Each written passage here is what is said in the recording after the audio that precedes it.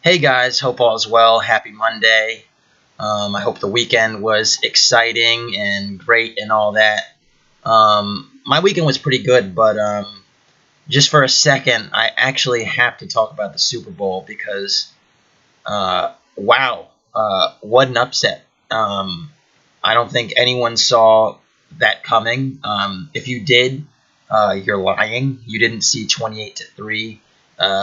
You did not see 38-24. Sorry, you did not see 34-28 being the final score after 28-3. You absolutely did not. I even had a friend that was like, I was watching the game at a bar downtown with a bunch of friends, and I had a friend that was actually had the over on, like, I think the line was 59 total points, and he had the over on that number at 28-3. And the only way then the Patriots started to claw back, and the only way he could even have a chance is if it went to overtime, and then there was a touchdown to win it in overtime. And it was 28-20, and I was like, oh man, this dude might actually get his money. And lo and behold, it happened, and I was just like, I was a little disgusted. I was rooting for the Falcons. I don't really have a horse in the race, but I don't like to see the Patriots win. I'm probably like a decent part of America in that sense. Yeah, they love the Patriots or you just hate them. And I respect Tom Brady, but the Patriots, I hate seeing them win. And the reason I want to bring that up is because I think a lot of what transpired down the stretch in the Falcons' collapse is very emblematic to the way chess games can transpire in terms of decision making. Now, the Falcons were up 28-3. And in the entire second half, they only ran the ball 4 times. What does that tell me? There are plenty of stats that you can look at, but what that tells me is it tells me that there was bad play calling, bad decision making. Not that you necessarily have to run out the clock, but the idea that you need to eat a little bit of time and have drives that are sustained, because even if you punt and force the Patriots, which are actually they're not a quick play. They're not a quick drive offense because they don't have any deep threats right now because Gronk was injured.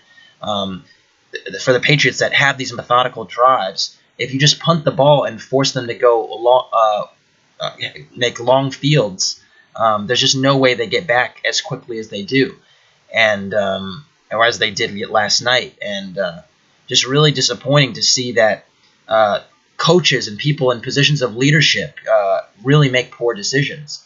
And people think, just because the NFL, it's a billion-dollar industry, that people in charge know what they're doing all the time.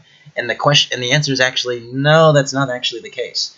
So the reason I want to point that out is because I want to draw a parallel between that decision making and what actually happens in chess sometimes. Sometimes in chess, you actually play these games where you're a piece up, or as is the case, maybe a piece and a few pawns up, and you really just need to make the economical decisions, trading, playing still methodically, slowly. You don't necessarily need to go for the boom bop splash play. Actually, Mike Tomlin, coach of the Pittsburgh Steelers, he loves to say splash, splash. He loves saying splash plays. But the point is, you don't need those splash plays anymore. The game is actually different. So really managing situations is something that we have to do in all games, and that's why I just wanted to point that out. So anyways, enough talk. Let me get back into the 5-minute pool, or enough talk about football. And I've put my seek in, and we'll see who comes out.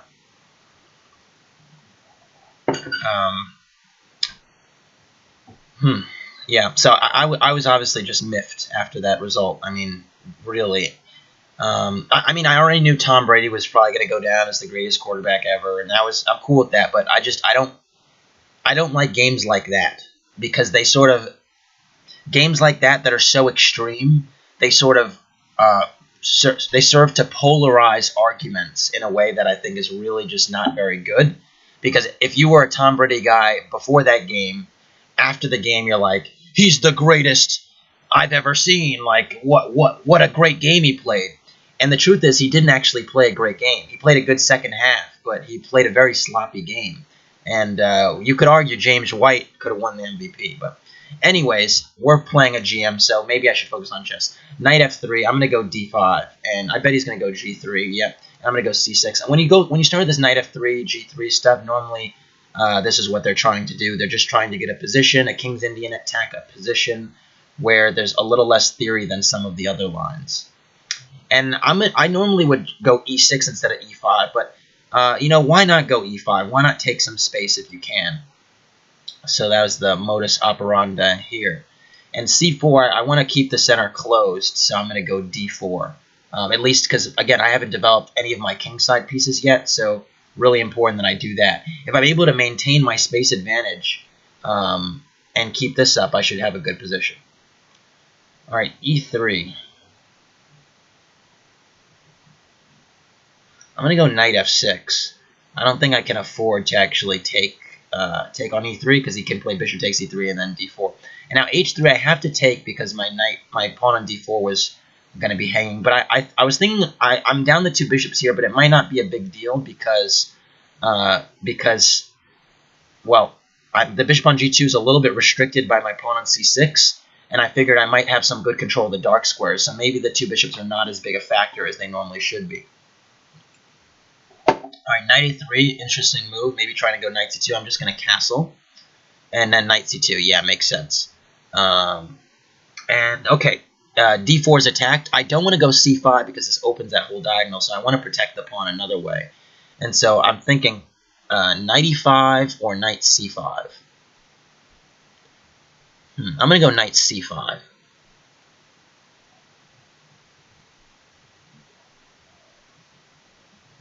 That might allow b4, but my idea was if he goes b4, I have knight a4. Okay, so he goes b3, logical.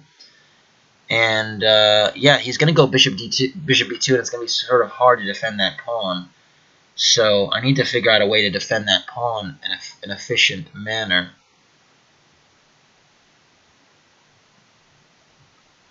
I'm going to do something a little weird. I'm going to go knight d7. The idea is to just go knight e5, so I'm not going to actually try and defend the d4 pawn. I'm just going to try and get my knights to e5 and c5 and then attack d3. And bishop f6 has this idea now playing knight e5.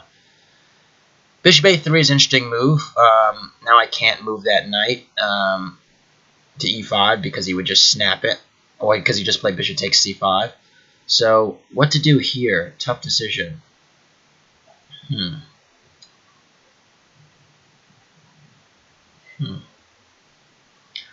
I'm gonna go queen. I don't know what I'm gonna do. I'm gonna go a5, sort of fixing his pawns on the light squares, and then maybe I can get a knight e5 later. So yeah, now I'm gonna go queen b6, and the threat is actually knight e5 again. And yeah, okay, so he's allowing me to do that. That's a little bit surprising. Because now after knight e5, I'm not so sure how he defends the d3 pawn. So I don't understand why he allowed that move in. Unless he's thinking about making an exchange stack here with rook takes e5. I don't understand this last move, bishop h3. Because now I'm threatening d3 pawn multiple times. And he can't play bishop takes c5 because I have knight takes f3 check. And his queen's hanging. So I think I have a good position here. The thing is, even if he plays his queen to a square where he might be attacking the d4 pawn, I'm also hitting the rook on d3 after if I take on d3. So I think he's going to actually go for an exchange sacrifice here. I think rook takes e5 is pretty much the only reasonable try because he's really in a pickle here. And he missed this knight e5 move because he's now sitting in the tank thinking about how he missed that. Okay, so queen f5. Okay. And now the question is, how do I take this pawn? I think I play knight takes d3. I think that's the best way. Yeah, and now rook d1 attacks that knight, and this was my idea to go knight b4. And the point is that he could take on d4, but then I can go rook a d8, and this pin against this on the diagonal against the rook on a1 I think should be pretty good. And I think I should just be better here. But always tough to say. Because if he goes bishop b2 back, he's walking into this pin, which would be annoying, I think. So now bishop b2, okay, but now I'm thinking I can go knight d3. And the problem is I'm not only attacking the bishop on b2, but I'm attacking the knight on d4. And so he played c5, but now I'm just going to play queen takes c5. And I still have this really annoying pin on his knight on d4, and the bishop on b2 is very weak. And he could trade queens now, but he's a clear pawn down, and this pin is still a problem. So black should have, I believe, a winning position here. Because now, again, I'm still threatening to go back with my knight to d3 and exploit these problems. I might also be able to take multiple times on d4 and play knight c2. Because there's a fork at the end, with knight c2. So white is actually just losing here. I don't think there's any way he could... I mean, I'm a pawn up, and it seems like... Yeah, okay, so bishop d3, okay. I mean, bishop f1 covers the square, but I'm not buying it. And he's pinned, so I can actually take my time. So I'm going to go rook d7, point being that I can just double my rooks.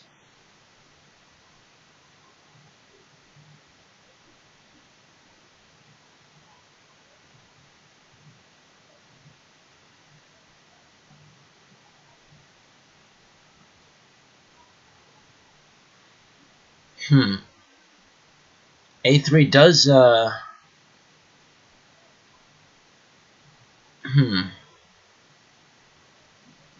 weakens the b3 square, so I'm wondering if I could take a few times.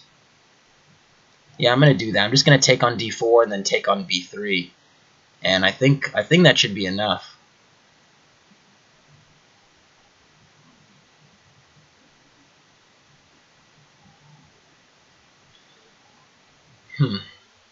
And yeah, now he goes bishop takes d4, but I have rook takes d4. And then after rook takes d4, I have, I believe, knight takes b3.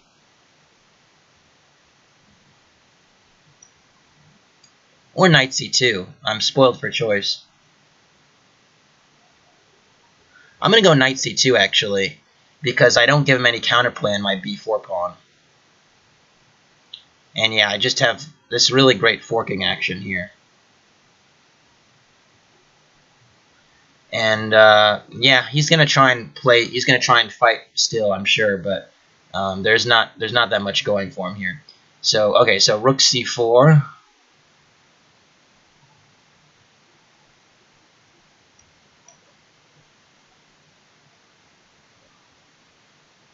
Oh no! Why didn't I play knight takes a1? That was really stupid. Oh my god! I took my knight. I took the wrong piece. I should have played knight takes a1 just now. Oh my god! What am I thinking? That was so stupid. Oh, that was so stupid. The good news, I'm still much better. I'm probably winning still, but that was so stupid. I'm actually still winning because I have this mass of pawns, but what I just did was moronic. Truly moronic.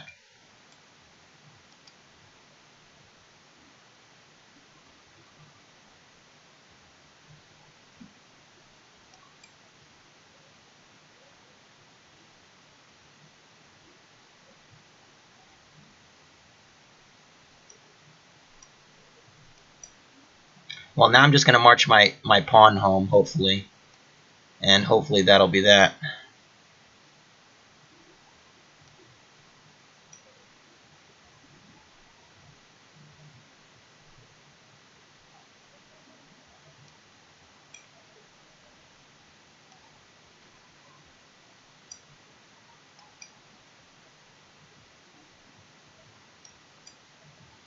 Wow, he blundered his rook, but that was a Falcons level choke job just now. Falcons level choke job.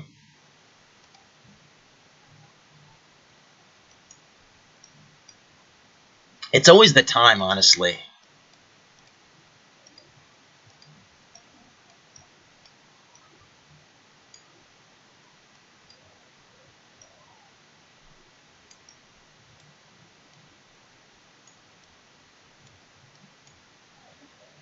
Okay. I won the game, but really not clean at the end. Essentially, I had an excellent position. There was no doubt about that. But the one issue was a few moves ago. Sorry, I'm just going to go all the way back to this position. When I forked him, I should need to play knight takes a1, not knight takes b3. If knight takes a1, he's forced to play rook takes c5, and then knight takes b3, and I'm 2 pawns up with a winning position. So a little bit sloppy there, but the opening was good, and or was good enough, and okay, I was up a lot of time. That's use your time as leverage. So 1-0.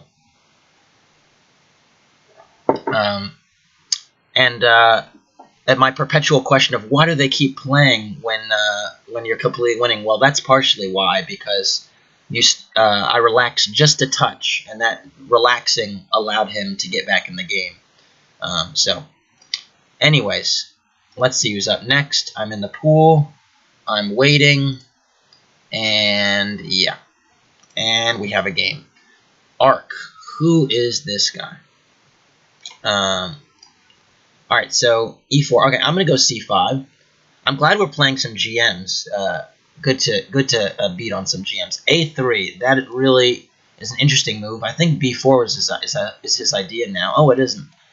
Okay, I thought b4 was the idea. All right, this should be a fairly harmless setup. So I'm just gonna go e6, and maybe actually d5 might be a move here, but I'm gonna wait on it. I think he sort of wants me to go d5, because then after he takes on d5, perhaps he'll be able to have his bishop will actually have a diagonal to work with. So I'm actually going to restrain from playing d5 and just build up a bit slower, because if I'm able to trade the d pawn for the e pawn and keep my own pawn e6, his bishop on a2 will never have any real fun in the game. So I'm going to just sort of slowly, patiently make the normal Sicilian moves, rook c8, and now rook e8, and then bishop f8 next. And my argument is that if I make some of these normal Sicilian moves, I should be okay. And d4, I think, is a little bit bad, because after I take on d4, I think he has to play knight takes. Okay, he played c takes, and I didn't think that was good, because I thought I could play queen c2 and trade queens and just get control of the c file. But evidently, he doesn't think that's a big deal, because he goes bishop b3, and I'm going to go rook c7 so I can double my rooks. That was also part of my thought process. But I think he might go bishop f4 here. Maybe. I don't know. I think black is doing really well here, because I have control of the c file. I can't infiltrate on the c file just yet, but it seems like his pawn on e4 is also a target, and my pawns are a little bit more solid than his are. But it's really specific. I mean, white has a little bit more space, but it doesn't seem like he can't push these pawns to really attack me. And if he goes e5, he gives me the d5 square, and if he goes d5, he gives me the e5 square. So now I'm going to go rook ec8 to double those rooks, and I think it's important to note that he can actually play rook ac1 because the pawn on e4 is hanging at the end. So I think he's sort of pressed to find a good plan. Okay, so he went rook d1, but I don't think that solves any of his problems. So I'm going to start with h6, because I don't know what he's doing, and it's always useful to give your king an escape square. And I just want to sort of see what his plan is, because I don't see it. All right, so rook e3. Maybe it's to go rook c3 now? I don't know.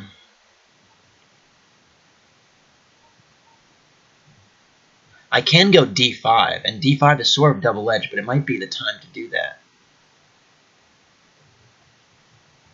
Yeah, I'm going to go d5 and break in the middle. I think that's it gives me good chances.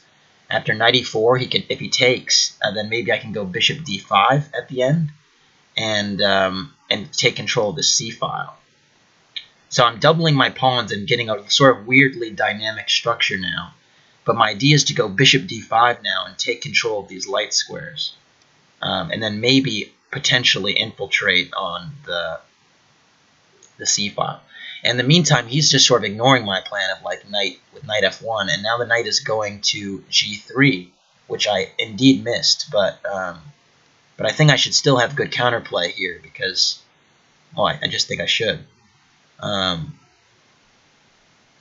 going to go f5, just protecting. It's a little bit double-edged, but yeah, I think this is good to just sort of protect the pawn with f5. And I take with the g-pawn so I can reinforce that protection with f5 again. He can go rook g3 check, but I just have king f7, and I don't think there's any more ways he can harass my king. He might consider going g4 here, but it's a little bit double-edged because it also weakens. It stops f5, or might think about stopping f5, but it also opens up his king a little bit. But my next move will probably be f5, unless he checks me. Okay, bishop f4 is interesting.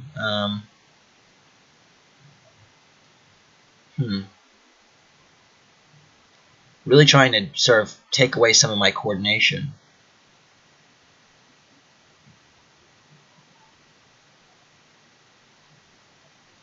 If I go rook c6, he has bishop a4, and that's his idea. He hits my he hits my rook and my knight.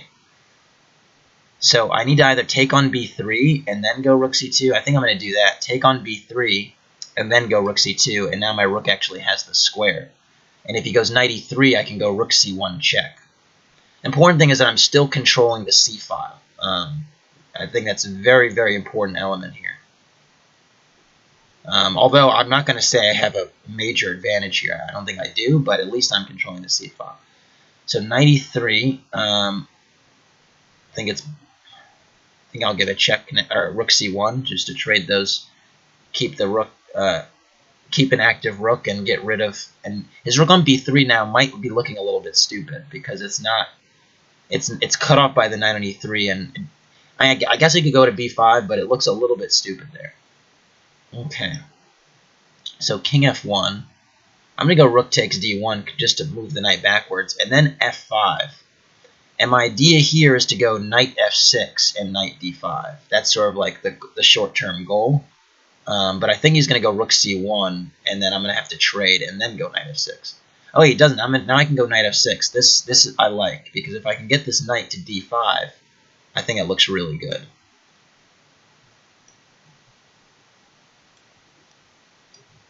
Yeah, I love this knight on d5. And now the material is equal, but I like my position a little bit more than black's, because all my pawns are set up on light squares, which I think is a strength. So an h5, very important move, just sort of yeah.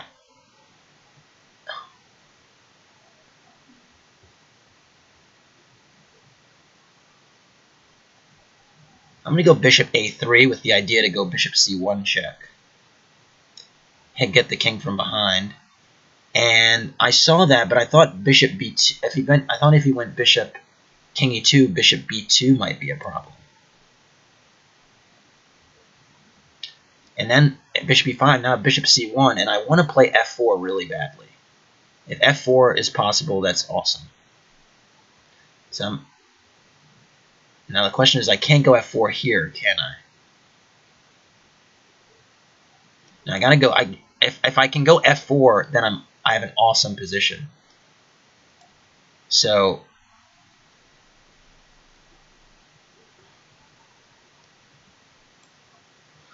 how do I break through here? Maybe I go h4.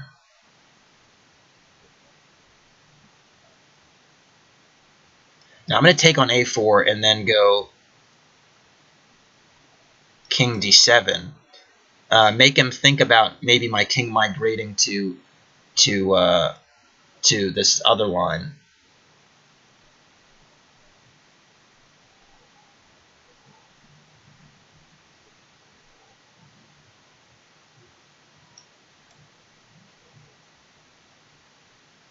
I might have tricked him now, because my...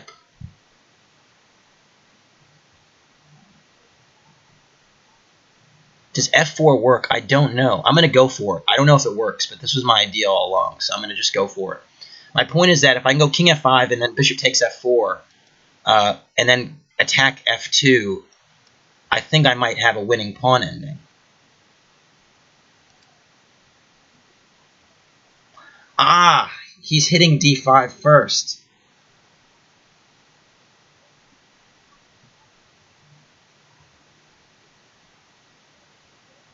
Oh, that's a shame. I'm going to resign. That's a bit of a shame. I mean, it was close to equal, but if anyone was better, it was me, and I just missed that his king is getting there first. A few moves ago here, only I can play for a win because my pawns are well established on the light squares, but I just pressed in the wrong direction here, and it's a little bit sloppy. A little bit sloppy. Oh well. Anyways, I think you got the point. Black had most of the control most of the game. And a part of it was because his pawns in the center were a little bit weak, and having a center is a burden because you have to sort of do something with it. Eventually, they become targets, and when the queens came off and they didn't really have much to do with it, it started to be black that was taking over.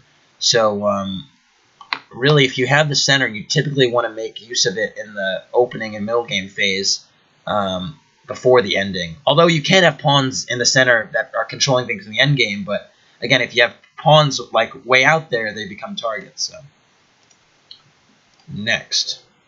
Oh, that was so disappointing. No way I could lose that until there was. No way I could lose that until there was. I am sort of glad football season is over now because now like basketball is just like the focus, and basketball is my favorite sport by far. Also, like, do you ever feel like the week leading up to Super Bowl, like Super Bowl week, media week, whatever? It's just honestly, it's just a whole lot of like, just like soulless advertising for the Super Bowl. Like every show, it's like, what's the Falcons' most important thing they have to do to beat the Patriots, or what does Tom Brady need to do to be successful? It's like all this like. It's like this cacophony of useless sound. It just sounds like it's annoying after a while.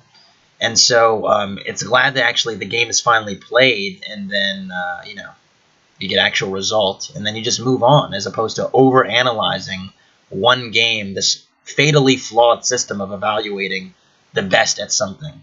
I mean, honestly, like, it's not like the same team would win 10 times, or rarely that's the case. The same team would win 10 times if they play each other. It's just football's a violent sport, and they can't have, it's clearly a flawed way of determining the best team, right? Single elimination. So I just think all this sort of hyperbole about who has more grit and who's going to be the best in this situation, and don't even get me started on the chess match of it all. Ugh, that metaphor always gets me. Anyways, you know what else is getting me? Why I'm waiting in this pool for so long. So I'm going to wait like a minute and a half longer, and if there isn't anything up, then I'm also going to put something in the 3-minute pool. And in the 3-minute, I'm not going to be able to talk nearly as much as in 5 because it's too fast for me to talk and play, but luckily we don't have that. All right, so dim ICC. All right, I'm going to play, what am I going to play? I'm going to play F4. Don't try this at home. This is the birds. But if he plays, like this, then it actually becomes like a reverse stonewall, which is sort of fun. The reason I say it is it's sort of like a white opening. I mean, it's sort of like a black opening. I'm going to go D3. I'm supposed to go E4 probably and play those types of positions, but I just want to hold up on that for a sec. But I'm going to go E4. That's the plan. I'm going to go King H1. It's always important to have that prophylactic King H1 move in these types of setups. My plan is actually going to be to go Bishop E3 and Bishop G1. As strange as it looks, the bishops look pretty good on that diagonal, and D4 becomes a threat. Alright, Rook B8. I'm going to play A4 because I can't allow B5 to come freely. At least if he plays B5, I need to be able to say I got a file for it. So that's why I play A4 first. And now he does play B5, and black is actually, I think, slightly better in these types of positions. But at least I was able to get in. At least I was able to get in some moves that are important moves in the structure. And a B4, knight E2, and yeah, again, if I didn't get A4 in, then bishop if I didn't get like the moves a4, a6 in and like trade those pawns off, he would have had bishop a6, which would have been very, very strong. So that's why it was very, very important that I played a4 so my rook has the a file. Still important to point out, though, these types of positions, black is better because black's pieces are a little bit better placed than white's. This knight on e2 is not a good piece at all. Yeah, I think c4 is a mistake. I think he should have kept the tension in the center. But I might be wrong about that. I'm just a little bit skeptical of c4. Although the more I look at it, the more it looks sort of interesting. Yeah, because now he's sort of, if he can get the d5 square, he's golden. So that's the real problem is he can get this d5 square. If he plays f5 and then secures the d5 square, that's a real problem. Even if he goes d5 here. So I can't allow that, so I'm going to go d5 before he can. And yeah, knight f5, then go back bishop g1, like I originally was trying to do. And b2 is hanging now, which is a problem. But knight c e7 I don't love because I'm wondering, can I just attack this knight on f5 with g4? And it looks to me like it's trapped. I'm not so sure what he's going to do. I think he's going to have to give up the 2 pieces for the rook and pawn now. And I don't think he wanted to have to do that. Oh, or there's knight h6, which I completely missed. Oh my god, I'm completely missing a lot of moves in this game. Now I have to go g5. Ugh, I really did not want to go g5. It's a very ugly move to make because now he has all these squares in the middle. And, yeah. Ugh, ugly, ugly, ugly. It makes me cringe, honestly. My position is awful now. Totally bad. I'm going to go knight d4. It blocks him from playing bishop takes b2, and it also protects the pawn on d5 still, because my bishop on g2 protects it. But g5, g4, g5 is awful. Awful sequence. So now it's like, how do I salvage this awfulness? I'm going to go bishop takes d4. It's very important, I think, that I get rid of his dark squared bishops, because they've caused me a lot of trouble. So I'm going to just try. I want to play bishop takes g7 and queen d4 check. And I think that would be a step in the right direction. But something tells me black is doing okay here. I mean, ugh, I don't love this g4, g5 stuff I did, but I sort of keep sounding like a broken record because I said already.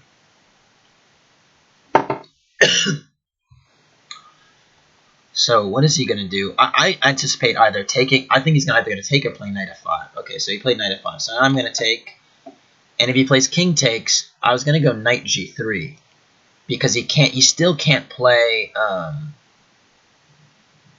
Knight d4 might have been stronger, but he still can't play knight e3 because I have queen d4 check. So I think he should play queen b6 here because if he plays queen b6, he still is controlling the d4 square. So that's smart by him to do that. And now I need to control. The e file. So rook e1 is really sensible. And now he's going to go bishop f5, if I know anything about chess. Or bishop d7, or bishop b7. One of these bishop moves, because he needs to connect his rooks and be able to go rook e8. So he's going to move his bishop if I know anything about chess. Queen f2, I think, is a little bit hasty, because I can just protect the g3 pawn with king h2, and he doesn't have a good follow-up. So I really think he should play bishop b7, bishop d7, or bishop f5. Bishop f5 makes the most sense, probably. Maybe he's worried about g4. Maybe that's a legitimate concern. I don't think I'm so much worse anymore if I'm able to sort of nullify the pressure that he has along this diagonal, with his queen as. I can't allow the bishop to stand f5, so I think g4 is the option, and I think it's the only option. And bishop c8 is stupid. That is real stupid. He should have gone bishop d7, I think, because now his rooks aren't connected. Or they're still not. So I'm going to just play queen f3, or am I? Or rook e7, which one? Yeah, I'm going to go queen f3. And yeah, I do give his queen the d4 square, which I don't love, but gotta take some to win some, you know, or whatever the saying is.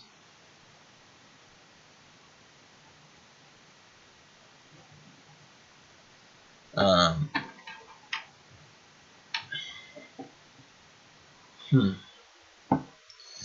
Gotta send a text really quickly while I'm waiting for him to move.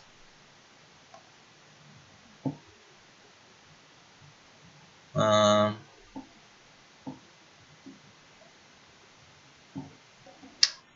had to pay some Super Bowl for some Super Bowl grub and alcohol. A little Venmo payment.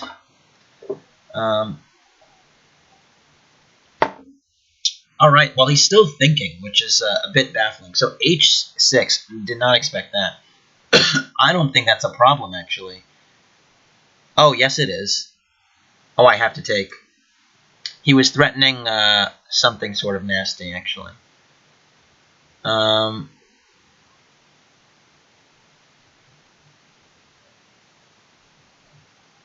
Maybe I shouldn't have taken. I don't know. I'm so ambivalent today.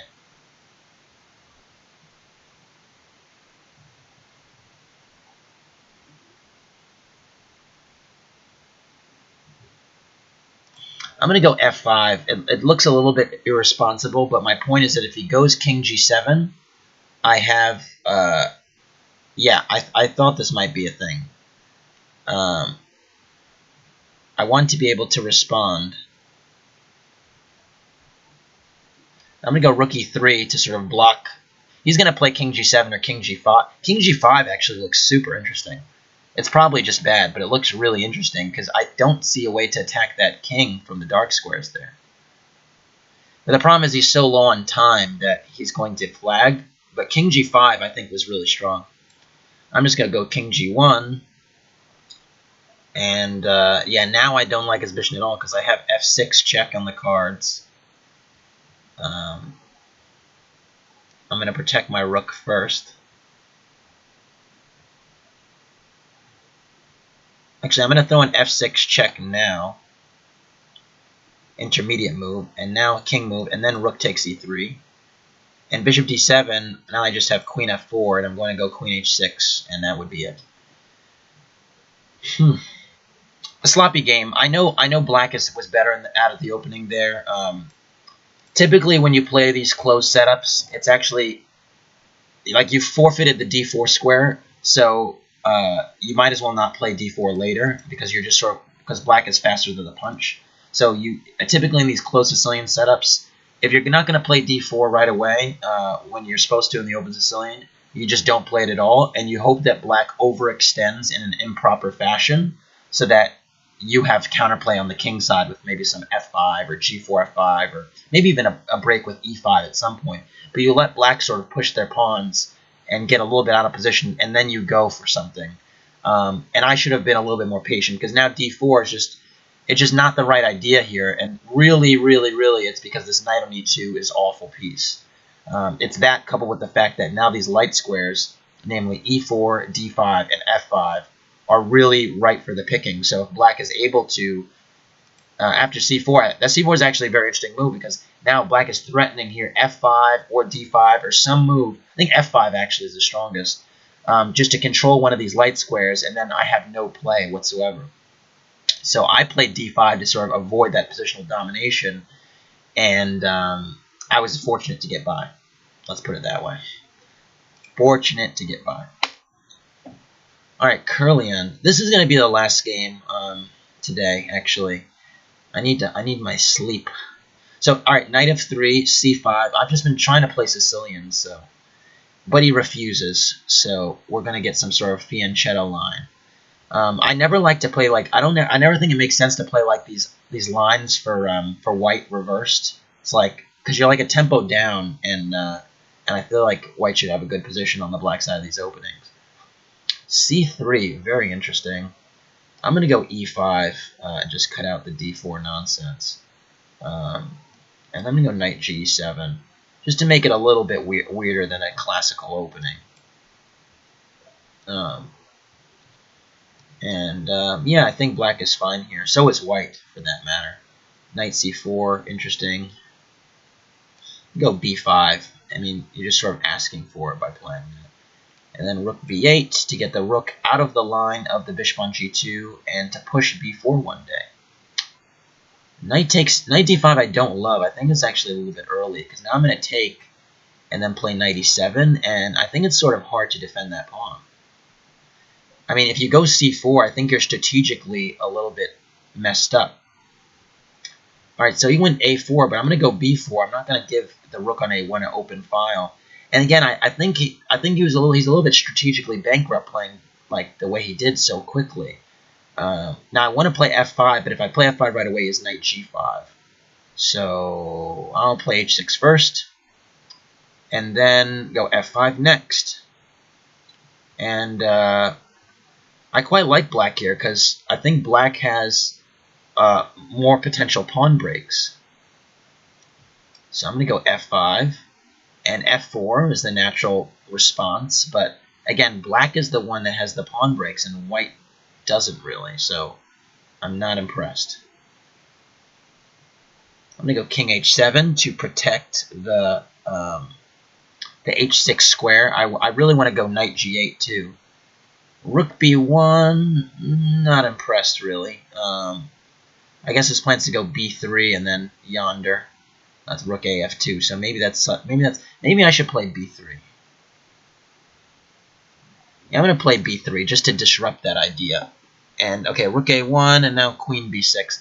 And I'm just trying to disrupt that idea, sort of take away the coordination. Okay, bishop. Okay, takes on e5. I was gonna play bishop takes e5. That was my plan. Knight f3, bishop g7 back. Knight d2. I missed that one. All right, now I'm just losing the pawn, unfortunately.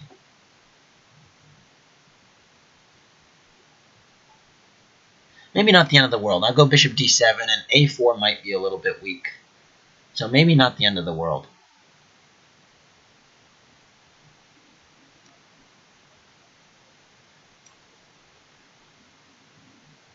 And again, all my pieces are pretty active. I mean, I have a lot of counterplay on the queen side right now. All right, he can go b3, but now my queen can come in with queen c3. I'm attacking d3. All my pieces look pretty active, so even though I'm down a pawn, I'm not sort of miserable, you know. My knight on e7 needs a little bit of improvement, but and my bishop on d7 obviously doesn't have a ton of squares now, but it might be a little bit tricky for white to defend this d3 pawn here, and that's what I'm hoping for. Because if he makes a move like queen e2, I think I can go knight g8 and then rook e8 and control the file really quickly. And as long as my queen's hitting b3, the knight has to stay on d2. So, excuse me, his queenside pawns look pretty weak to me. And technically, I'm still a pawn up on the king side. So even though he has this 5-on-3 on the queen side, it's not really manifesting itself yet. It's not really like showing itself to be something that's really a big problem for me.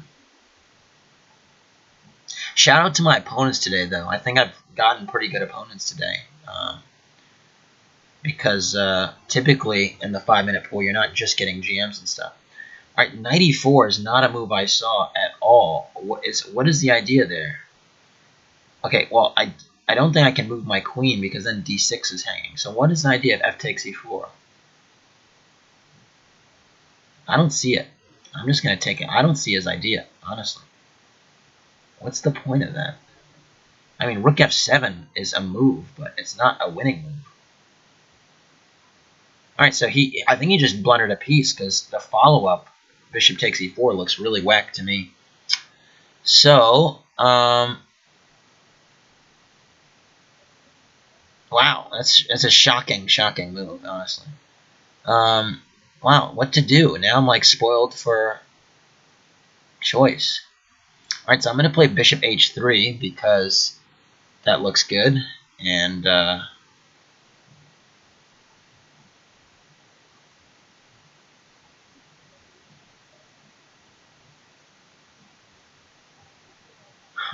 okay. And rook h7 is a bit annoying because my knight is hit. I was thinking I could go rook f8. And I still think I can, so I'm going to do it.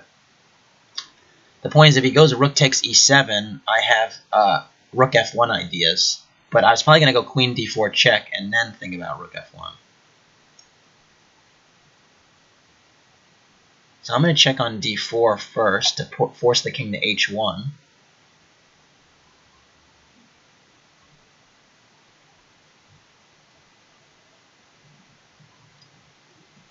And king h1. And now knight f5. And my knight protects the d6 pawn, but also my bishop is uncovered, protecting it as well. And queen e1, okay, doesn't bother me. Now I'm going to go bishop g7, covering my king a little bit more. And I'm just a piece up here. I'm just a piece up. So I just got to sort of clean up efficiently, and then that should be a wrap.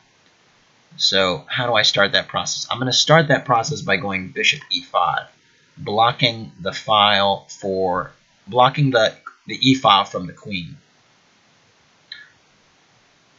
All right, b4. Okay, he's trying to make some inroads. I'm just going to take it. And now this bishop has left the e3 square. I'm going to go knight e3 and get some really valuable real estate here, because now my knight can start, maybe go to g4 or c2 or really g4 mainly. But that's some really valuable real estate. And he's going to have to come up with something good. I think queen f2 is the only move. All right, so bishop c3 clearly fails the litmus test, because now I can take on c3, and if queen takes e3, I'm still a piece up. So this just has to be good for me. I'm gonna go queen a1 check. Forces the king back to queen back to g1, and I don't even have to take this. I'm gonna go queen takes a4, give myself a protected pass pawn. Because now I have the a pawn as a runner. So that should be it. And bishop g2, no, I don't want to trade that. So I'm going to go, actually I don't mind. I'm going to go bishop takes g2, and then queen c2 check, queen takes, bishop g7, and I'm just a piece up for the pawn, and I don't have much time, so I'm going to stop talking, and you're going to watch me finish this guy.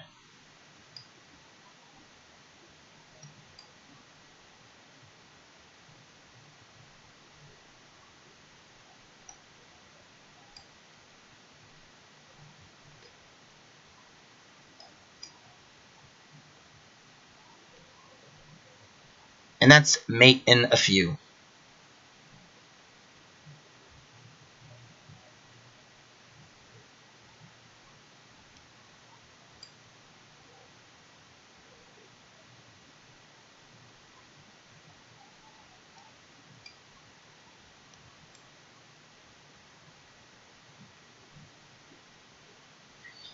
Victory.